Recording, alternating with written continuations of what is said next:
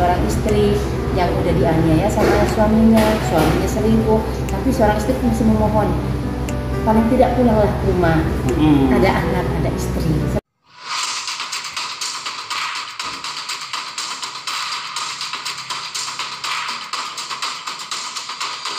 Assalamualaikum warahmatullahi wabarakatuh. Salam hormat. Bincang-bincang tipis-tipis kembali menjumpai Anda bersama saya Herman Tale Daulay di channel YouTube Tale Krias Info. Selain bincang-bincang tipis-tipis, kita juga sesekali menghadirkan hiburan tipis-tipis. Makanya saat ini saya menghadirkan aktris Mbak Nia Rahmania. Bagi Anda pemirsa sinetron Indosiar, Trans 7, ada ibu-ibu disiksa suami, dianiaya suami, habis itu malah memohon-mohon jangan tinggalkan aku mas, jangan tinggalkan aku mas. Tentu sudah tidak asing lagi dengan Ibu Nia Rahmania. Mbak Nia Rahmania, pernah nggak sih syuting itu mulai dari tik sampai akhir korban terus atau nangis terus? Iya, pernah. Ya, kebetulan waktu itu saya di acara pertama mulanya ya, ada undangan untuk mengisi reality show, kebetulan sebagai pemeran utama. Setelah saya baca skrip, aduh, saya ini dari awal hingga akhir nangis terus ini. Karena memang saya dalami dulu bagaimana skripnya gitu ya. Oh rupanya ini. Betul, karena kita kehilangan seorang anak, yang mana kita dari orang susah jadi ingin menangis. Jadi kita tugas bekerja menjadi TKI, kita titipkan anak kita, gitu kan. Pulang kita rindu dengan anak. Tiba-tiba anak kita itu sudah dijual ke orang lain. Itu ya. Dan gimana saya datang ke Indonesia pengen bertemu dengan anak kandung saya, tiba-tiba anak kandung saya dititipkan ke orang lain, dan yang saya titipkan itu adalah sahabat saya, sudah tidak ada di tempat itu. Dari pertama saya take itu air mata terus mengalir terus, dan itu memang saya alami ya gitu, karena mendalamin ini aja saya kalau lagi inget jadi pengen menangis juga gitu ya. Terus saat itu saya tuh mencari, bertanya ke sana kemari itu, dan peran saya waktu itu yang gimana saya dari awal take hingga finish take itu saya mengeluarkan air mata hingga pusing kepala, karena kan kita peras. Bagaimana air mata supaya keluar secara alami, kita peras gitu kan. Seperti itu. Kalau seperti ini ya ada di satu stasiun televisi ya, mungkin boleh saya sebutkan tidak? Seperti di Indosiar, Suara Hati Istri, Kisah Nyata, Pintu Berkah, Azab gitu kan. Itu memang saya udah beberapa kali seringlah disitu sebagai seorang ibunya dari artisnya ya. Terkadang saya juga tidak menerima dengan kehadiran saya memiliki menantu yang susah. Di mana-mana ibu kan pengen dapat menantu yang kaya raya gitu kan. Ternyata saya mendapat menantu yang susah, sedangkan saya sendiri posisi sebagai seorang wanita yang nyonyah lah ya, kaya raya. Saya tidak setuju, tapi karena anak saya cinta, jadinya terjadilah pernikahan itu. Itu pernah itu saya ingin.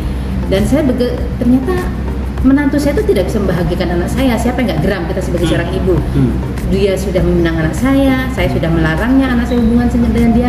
Ternyata anak saya tidak dibahagiakan, gitu kan? Tidak bisa bahagia. Sebenarnya menantu itu baik, gitu kan? Hanya karena saya mungkin ya namanya manusia ya pengen lah hidup anak saya glamor, pengen kaya raya gitulah ya gitu. Jadi saya tidak mau anak saya susah, jadi seperti itu. Jadi kadang suka dipitnah itu mantu ya kan? Iya, jadi saya bukan, kalau saya pernah memang memfitnah mantu saya karena saya ingin mendapatkan mantu yang kaya raya gitu kan. Terus saya juga pernah menghasut anak kandung saya. Kalau bisa putus kamu kerja gini-gini, wah anak kandung saya itu kebetulan perempuan gitu ya, dalam sinetron itu ceritanya. Terus diantar sama seorang pemuda, gagah, ganteng, dan posisi sebagai direktur. Siapa sih seorang ibu yang gak kepincut punya menantu direktur ganteng, gagah, punya mobil lagi, daripada menantu yang asli orang susah kerja di bengkel pula kan gitu kan.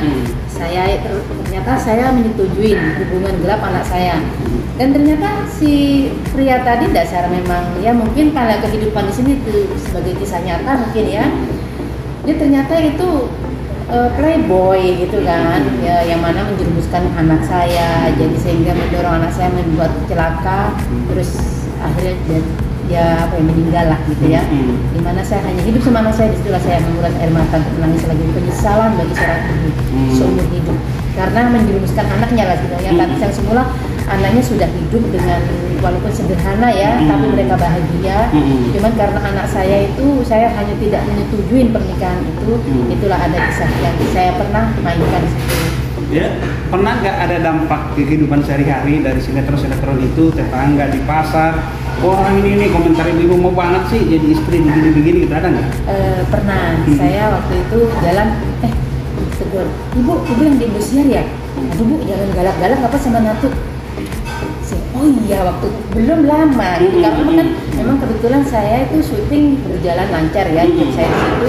Jadi setiap hari selalu ada saya. Sehingga sampai tukang ojek online pun mengenal saya, ibu yang di Indosiar ya, seperti gitu kan. Ibu kemarin di ini ya, ibu saya lihat ibu, begitu kan. Oh iya, makasih Pak, mudah-mudahan ini ibu kemarin perannya waktu itu ibu jadi apa namanya seorang penolong yang baik, saya terharu banget. Oh saya lihat lagi di episode berikutnya kok ibu galak banget jadi mucikari. Oh iya itu peran ya, itu saya sempat dibenci. Ibu jahat banget ya jadi mucikari, banyak dijual orang. Saya lagi peran yang mana? Oh iya saya jadi mucikari, saya lupa. Tapi model-model cerita seperti ini prediksi Mbak Nia masih panjang nih ya durasinya ya, masih laku ya, masih laku terus ya? Iya masih laku sampai sekarang ternyata ya, walaupun saya sudah 2 tahun vakum ya gara-gara pandemi ya, gara-gara pandemi, tapi sepertinya kisah-kisah seperti ini bahkan memang mungkin ini ya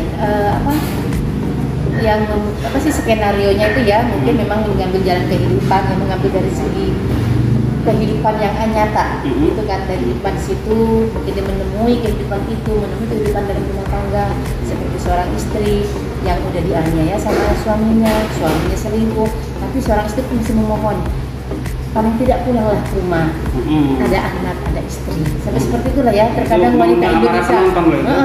Bener memang saya juga pernah ibu kok mau aja sih ini begitu, bagaimana itu hanya peran gitu kan, saya seperti itu kan hanya peran, sampai saya juga sempat ada yang membenci lah gitu ya, galak banget itu kalau ini gitu.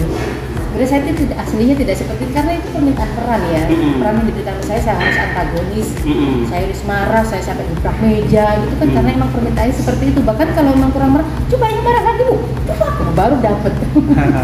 Seperti itu.